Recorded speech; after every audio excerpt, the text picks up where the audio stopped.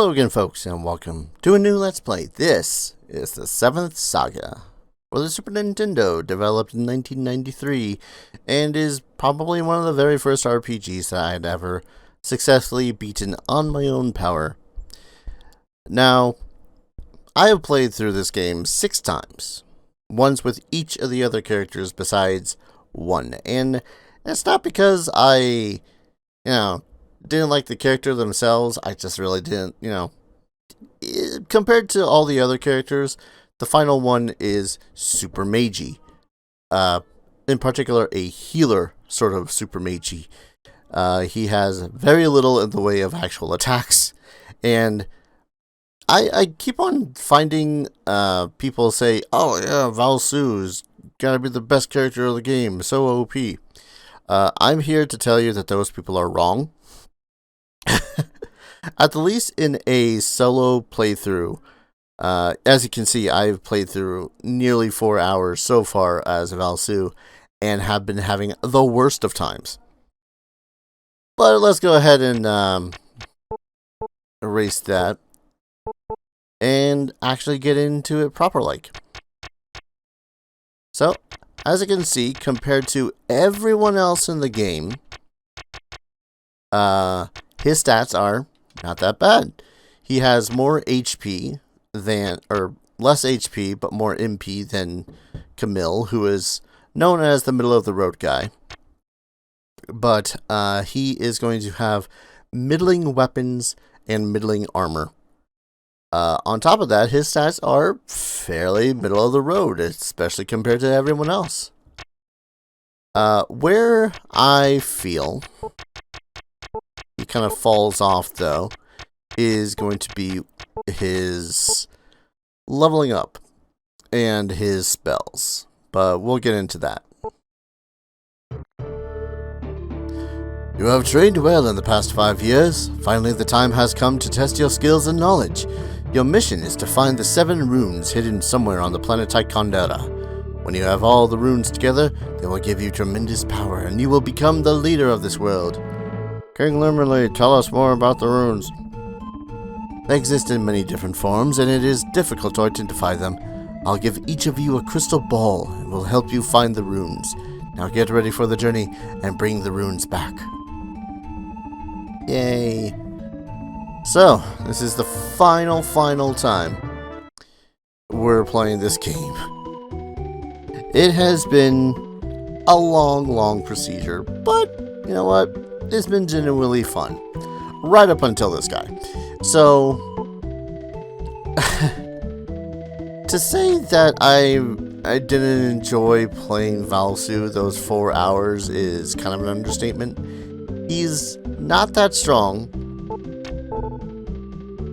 Pretty much his strength is that he will get spells that will innately get the spells that will buff him up and make him into a stronger character. And you know what? That's pretty cool. However, it feels like sometimes, at the least the few bosses that I had faced off against, he had more or less just became on par with the other characters, maybe on par with Lux. And that wouldn't be so bad if it didn't take like 3 rounds to get him on par with the other characters. Just going through the motions at this point, just checking every single room, double checking, and seeing exactly what it is I need to do. But early game Valsu is not that bad. In fact, I dare say that he is really well suited for the general style of the game, simply because of how he is. Now that said, I did, because I was not having a very good time trying to get through as much as I had so far, I decided to restart and reinstall those ROM hacks. One to make it so as magic is viable, even in the late game, and the other one to make it so as his... oh, god damn it. Of course. and the other one to make it so as his stats will level up somewhat equal to how it usually is in Elnard. For those that are not familiar, 7th Saga is the US translation of Elnard. Yes, which was significantly easier, but that's mostly because when you get to later levels of the game, like every 10 levels or so, something like that, your character's stats increase, but the average of it increases by an additional, like, 1. So, you slowly get more and more powerful as the actual game progresses. This, in the American version, was removed for whatever reason. So, pretty much as you get later on in the game, you're having a worse and worse time, especially against certain boss fights. Which boss fights in particular? Well, as you go through the game, you will come up against your fellow apprentices. Lux, Wilme, Olvin, Esuna.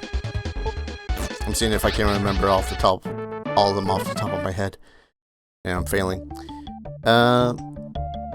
But yeah, there's 2 particular occasions where you're going to face off against your fellow apprentices. And it is hellish, to say the least. You can control yourself, control the leveling of one of the bosses. Like, there's a finite point where once you progress a certain point into the game, he will stop leveling up. And thus, will become as easy or as hard as your, current equipment allows. But level up? No. Where was I going with that? Not even sure anymore. Point is, he's a right bastard. But the other apprentice is going to be a right bastard because they will level up equate to you. And as I've been saying, if you level up in 7th Saga, you will indefinitely have worse stats than your rival apprentices. Yeah. 4-4-1-4-4-4. That is both a really great and really terrible set of stats right there. Lovely. I'm gonna go quickly into the yield in heal. Prices fluctuate depending on where you are, which is par for pretty much any singular course of any singular RPG. But I should speak more of the game itself. 7th Saga is difficult, to say the least. Can I not afford cotton? I cannot afford cotton. It is very grind heavy. Very, very grind heavy.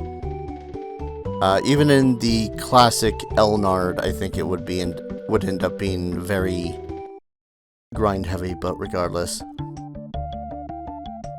Most of its difficulty does kind of stem from the game just kind of... I'm not sure. The more I'm thinking on it, the more it's like, man, 7th Saga is rough. Like, really rough.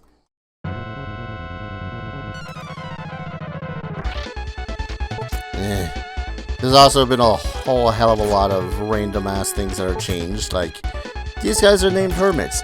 I'm not sure why they're named hermits. There's the bird dudes, the very first enemy I faced, who I managed to survive, don't ask me how. Which are rather strong, rather fast, and they're initially called warbirds. Which makes sense, because they are birds. God, that middling power.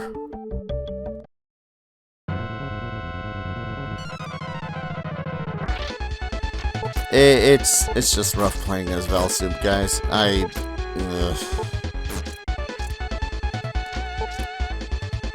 I don't know how else to describe it.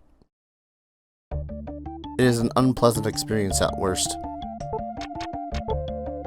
Don't need that. There we go. But yeah, trying to think. Power is pretty much self-explanatory. The higher your power, the more damage you do. Defense is the same way. The higher it is, the less damage is done to you when you get hit. Magic governs your magic, of course. But for Valsu, that's kind of useless, as he is only going to get one offensive spell throughout the entire game. The whole game. Yes, that does make my eye twitch.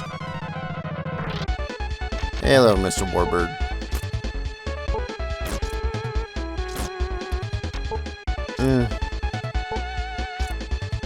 Damn it.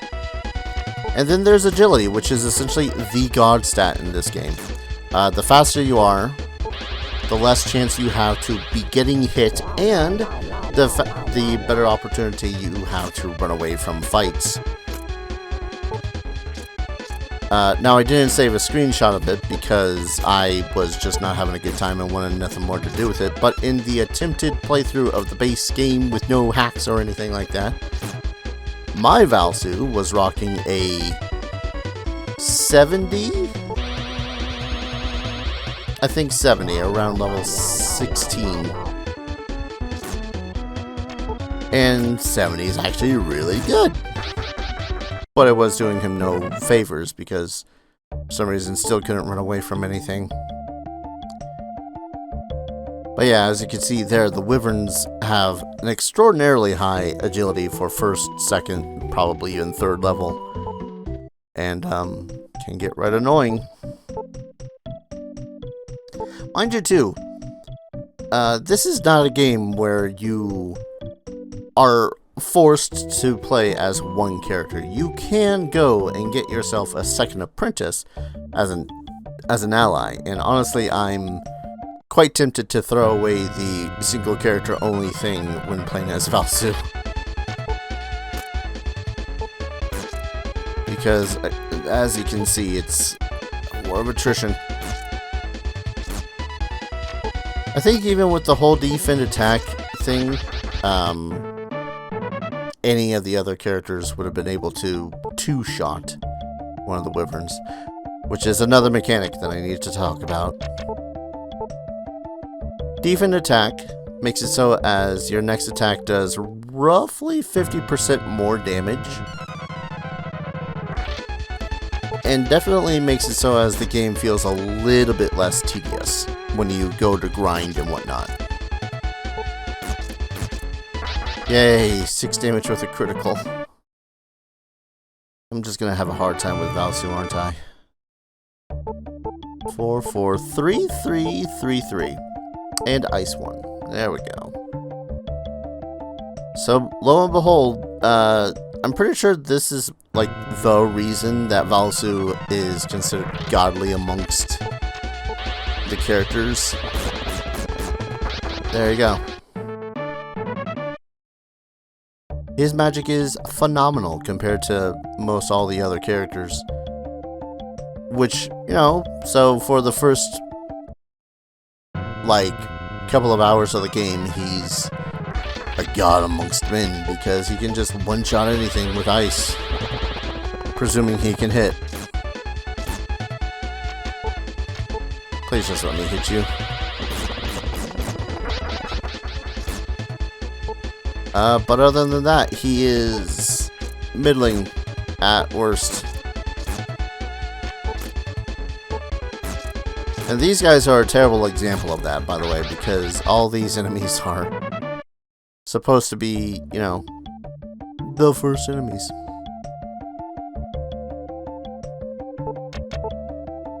Yeah, boy. Still feels like it's going to take forever to level up, even though... Not even level up, just get up to snuff. Be able to do shit. Would you like to stay the night? Sure. Journey is recorded. Thanks. So, It is known for its difficulty. That's pretty much first and foremost what this game's all about. Its difficulty. So, you are more or less forced to level up all the goddamn time.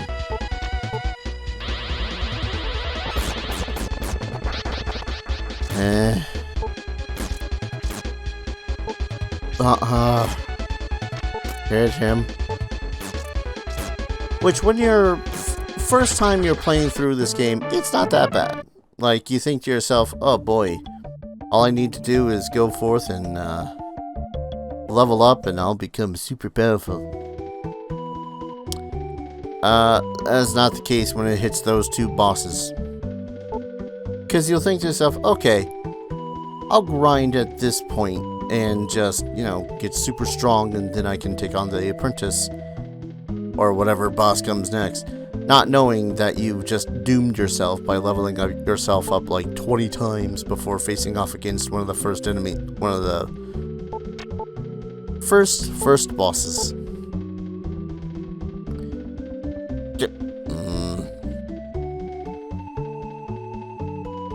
Da, da, da, da, da.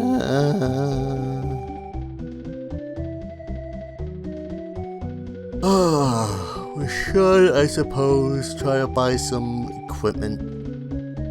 By the way, you will find that there are random points in the game where I'm just like, oh, I gotta go over here, search a thing. There is no real indication of items being anywhere. They are in some of the most obscure, sometimes middle of nowhere places throughout the game. Might as well buy myself a shiv. A shiv of light.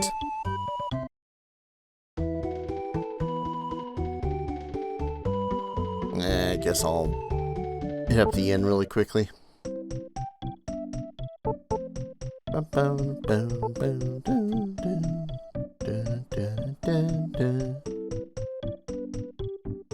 Anyways, I want to make a little bit of progress. I think one of the first times I realized that Valsu is going to be one of the worst times ever is the very first boss fight. But we'll get to that when we get to that. Might not even be this particular video. I'm not sure. For the record, this is about par for how the game had been going for me when I was playing before.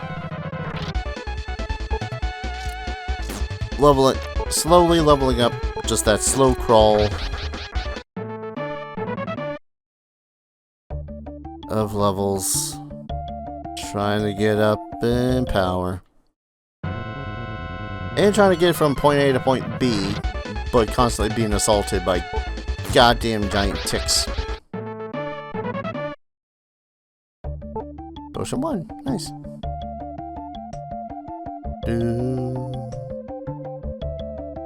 That said, 7th Saga without all the grinding is a relatively short game.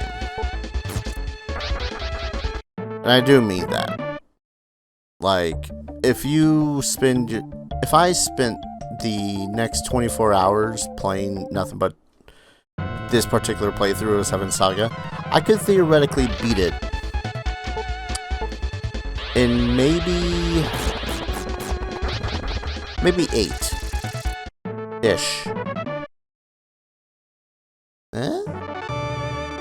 Yeah. 5.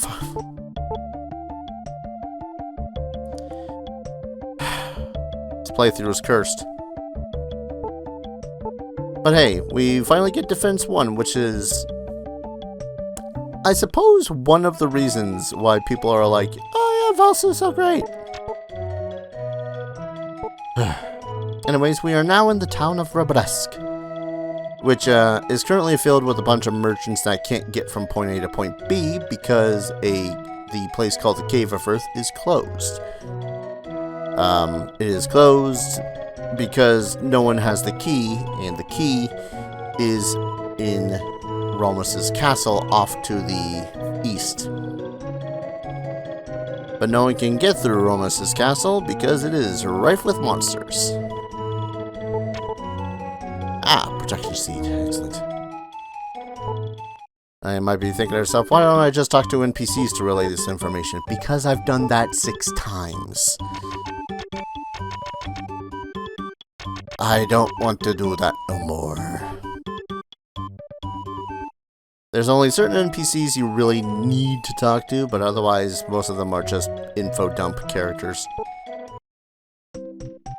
So, I just picked up a protection seed. Seeds in this game permanently increase your stats from 1 to 4. And it is random, but it is a relatively readable random, if that makes any sense. You can tell the randomization based on movement of NPCs, and there's this online thing that you can look into to see, oh hey, this is that location that this NPC is at, so I can use it now and get 4 for its max. I'm currently playing this on emulation for sake of simplicity. So, I'm more or less just going to save state until it's 4. All the time, every time. But I'm going to do that between videos. And I'll just be thinking, hey Dar, what's with all the grinding? Well, my very first video of pretty much all the attempts of playing this game have been pretty much me doing this. Just grinding and murdering all these monsters. So, par for the course. And just a little bit of a sample of what is to come. And again, this is not going to be as bad of a grind once I get a kind of groove going, I guess you could say. Alright. I'm going to throw myself at the first boss really quickly. Probably should have spent more of my money. Oh well.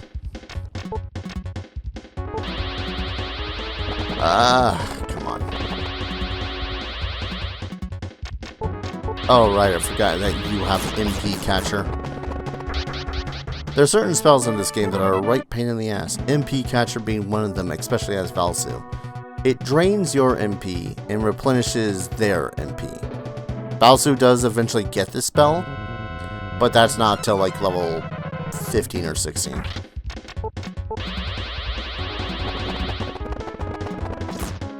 Cool. I'm so glad to see that my massive dexterity and agility is allowing this.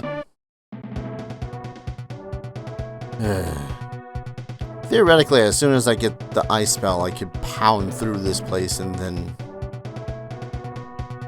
just proceed as usual. Oh, suppose I should explain the orb on the top. King Lemonade gives us this orb in order to find the runes.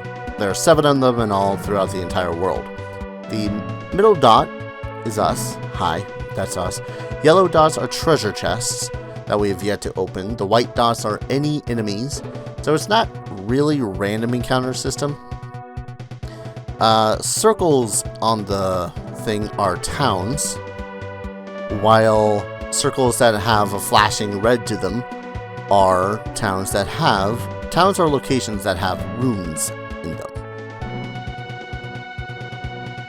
Oh wow. Skillful dodging of all the foes. And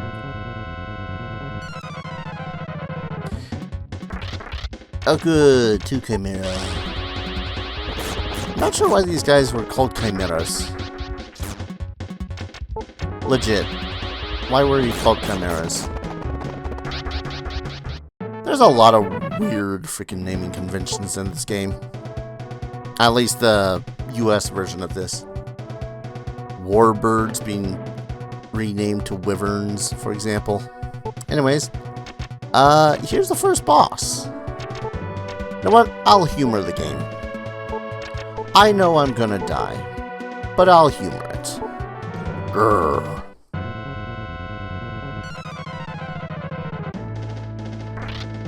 this is Romus. He is the very first boss of the game. He is also kind of a giant pain in the butt. Yeah, that's his basic physical attack. Ah, and he drains too. Excellent. Theoretically, you can beat this guy, but there is an alternate thing you can do to make this pretty much non-questionable. But you know what? Again, I'm humoring the game. We'll see whether or not I can do this.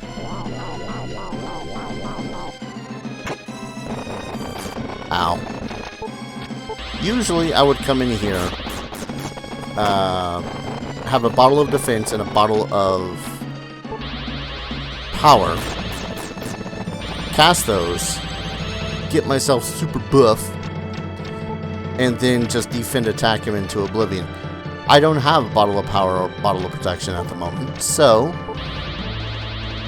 I'm pretty much just pelting him with magic until I have no mo.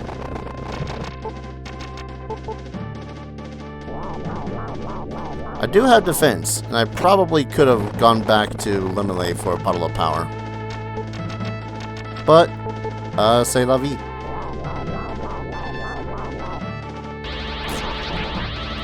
Jerk. You know what? Ah! Sir, I implore you.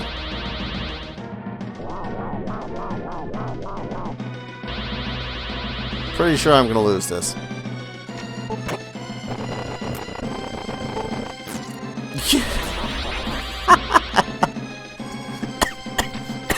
Oh, sorry. I needed that laugh. Valsu, you useless piece of shit.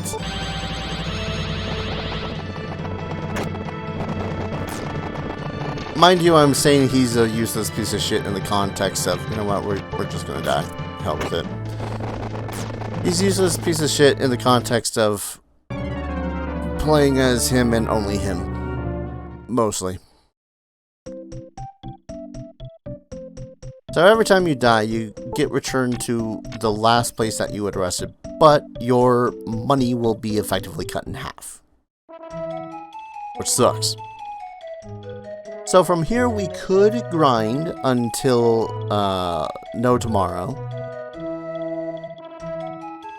Go back in, kick Ramus's ass. Or we can slightly cheese this fight.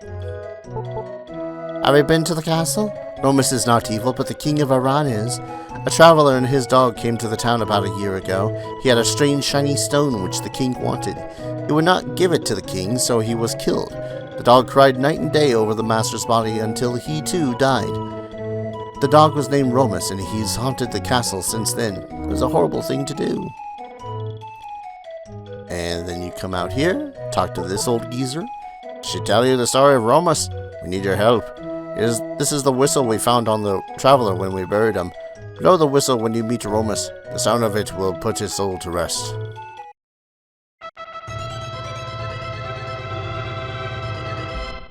I will not be skipping any situation where that fanfare comes in. So, from what I've seen of a lot of people playing this game, we could theoretically go forth and blow this whistle in front of Romus and win. Or we could take this whistle, sell it, use it to get some of the slightly better equipment, which I'm kind of tempted to do the latter. So yeah, as a cotton shirt costs $440.